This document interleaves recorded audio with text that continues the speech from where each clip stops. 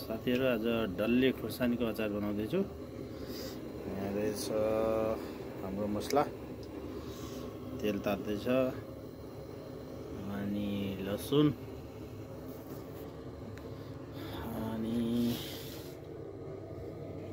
डल्ले खुर्सानी पेस्ट। यसलाई चाहिँ हामीले आज चाहिँ पेस्ट गरेर पनि बनाउन सकिन्छ। चाहिँ मिक्सर गरेको डल्ले खुर्सानी, लगभग 1.5 किलो डल्ले खुर्सानी, 1 किलो अलिकति कम छ, 1 किलो जति चाहिँ हाम्रो लसुन। तेल तातिरहेछ, तेल मजाले खराउनु पर्ने छ। मजाले तातिसकेको छ। यसमा चाहिँ हामीले लसुनलाई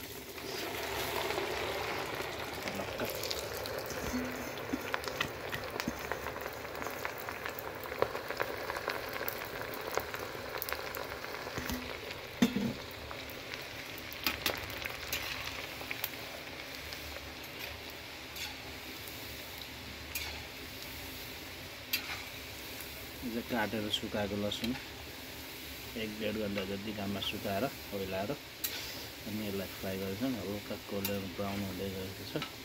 आगोको हिट अलिकति कम गर्ने।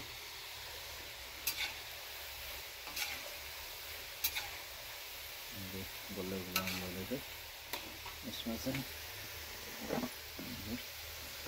मसला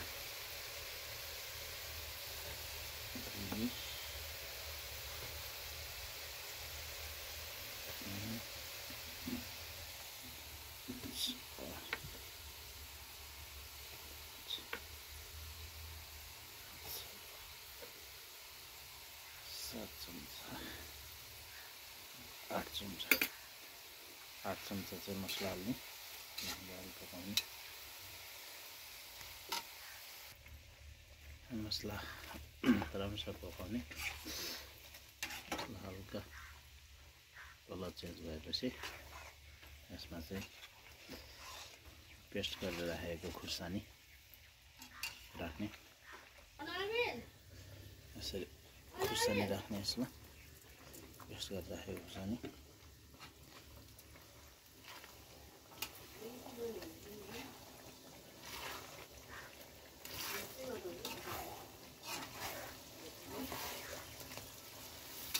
राखेर एकछिन चलाउने।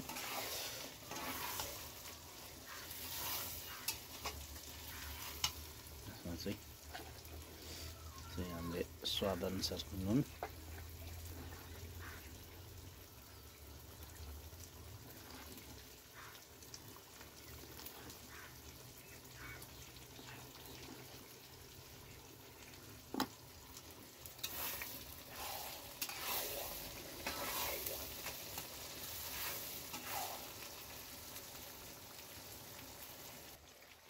नुन राखेर मजाले चलाउने।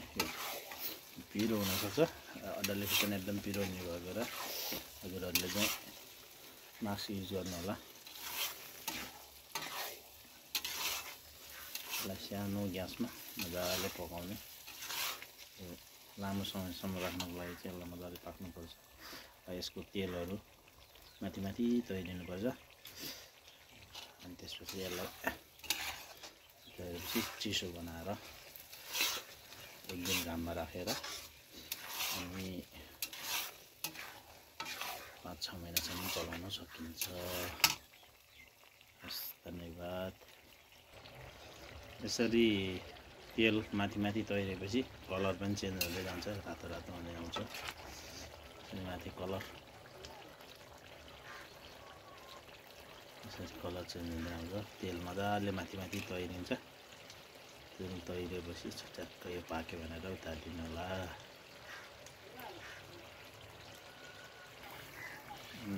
यो लगभग पाकिसकेको।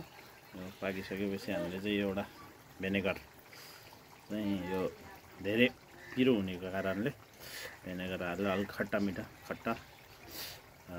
बनाउनको लागि चाहिँ लामो समयसम्म राख्नको लागि चाहिँ भिनेगरले पनि काम गर्छ।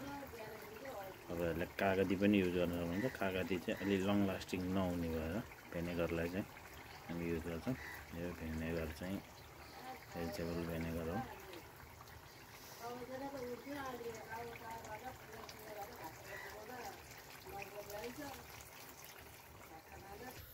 हाम्रो अचार रेडी भयो।